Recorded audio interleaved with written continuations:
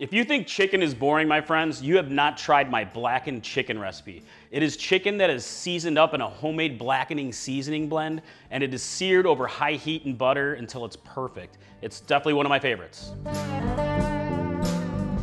All right, first things first, we want to make a quick homemade blackening seasoning. Now, you can use your own favorite blackening seasoning blend, and you can find them all over the market. I like to make my own at home. It's kind of a cross between a Cajun seasoning blend and a Creole seasoning blend, many of the same ingredients.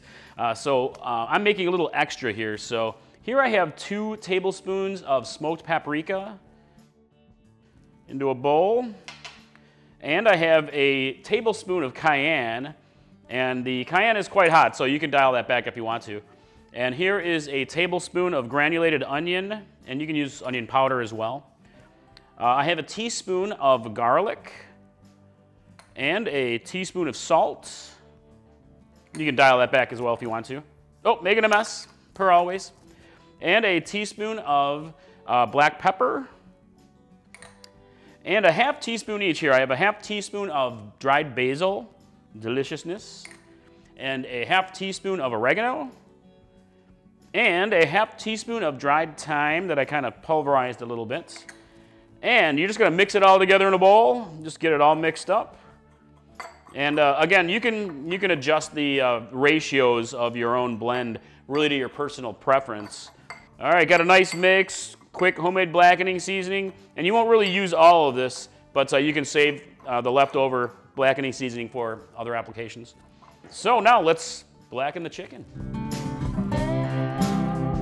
All right, I have my chicken station all set up here. So the thing about the chicken, you can use chicken breast or chicken thighs works great here too. And you can use bone-in or boneless. Today I have a very large chicken breast that I sliced in half. And it's a nice even thickness. And if you want, if your chicken has a bulging area that's just much thicker than the other section of it, you can flatten it a bit with like a meat hammer, or just cover it a bit with plastic wrap and just kind of pound it flatter. But these are really good today. So the first step that you want to do is to get some melted butter, and you're going to brush the chicken breast with the butter. You want to use a lot of butter when you're blackening. So that's really kind of one of the components of blackening, is just lots of butter. This is about a 1/4 cup of butter, so I'm going to use basically all of it. And now your blackening seasoning, so we're going to liberally use this. I'm probably going to use a couple tablespoons total, maybe a little bit more, but it's really kind of to your preference. And with blackening seasoning, you get lots of spice to this. So all right, let me just pop. This is a whole tablespoon here, and do a little bit more, a little bit more. All right. And go ahead and just kind of rub it in. You can use your hands, or a fork is fine. You want to get it just nicely pressed, and it'll stick nicely with all that butter. And look at that. This is going to be some delicious chicken. All right, you want to get both sides here, my friends, so let's flip it. Flip the chicken. And more butter. More butter is good here. We want lots of butter. This is a super tasty, delicious recipe. One of my favorites, actually. All right, just about done here. If you have extra butter, hold on to it, because we can use it as we're blackening the actual chicken. So, all right, got some more blackening seasoning here. Liberal, lots of seasoning. Nice and spicy. All right, get it all rubbed in. All right, so I'm going to finish up my seasoning here, and then we're going to get a cast iron pan, nice and hot, and we are going to blacken these babies up. Next, you want to get a cast iron pan or a good pan, heat it up to a good high heat, really like between medium high and high heat. The key is to get that heat, and that's what's going to give us that nice char blackening of our chicken here. So, all right, I've got this going here, and you can use a little bit of oil if you want to, like a high temperature oil, like peanut oil works well, or canola oil. But I have a lot of butter on my chicken, so I'm going to go ahead and set these into the pan and start searing it. All right, so here we're going to go ahead and sear the chicken for a few minutes per side and get that nice charred blackening on it. One quick tip, since you're searing a lot of seasoning here, it's really best to do this in a well-ventilated room or have a fan going. because it could fill the air and get some of the fumes and, you know, starts to get you a little bit. It's like working with hot peppers.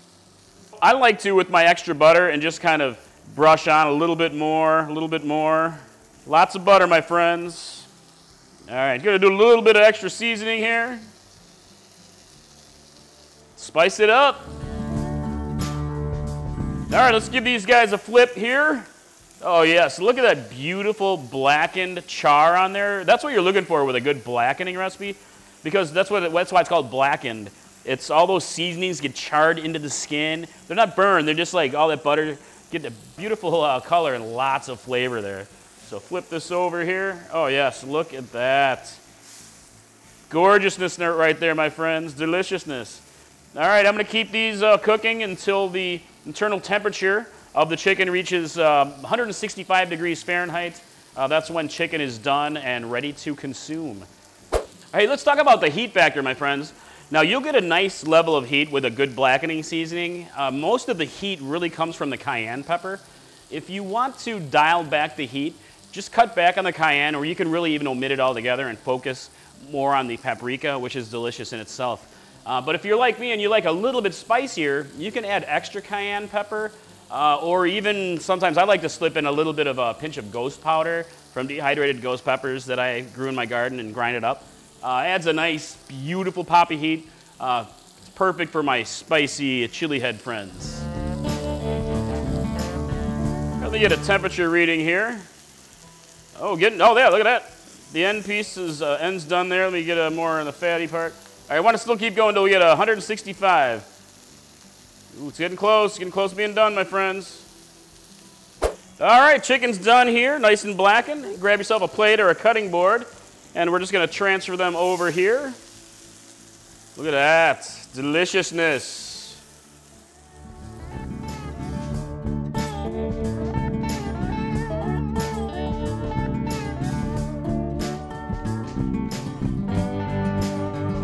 All right, so a note about blackening. Actually, this cooking technique works for just about any protein. I have recipes for blackened shrimp, blackened whitefish, blackened salmon. I mean, you could even do blackened pork chops. It works fantastic with so many different things, and you can use it to make anything wonderfully spicy and delicious. So, all right, I'm gonna finish slicing up my blackened chicken. And, oh man, huge flavor, my friends. If you guys are looking for a spicy chicken recipe that is not boring, you really gotta try my buffalo chicken recipe. It is just outstanding. I think you will love it as much as the blackened chicken. So, all right, time for me to give it a taste. All right, here we go.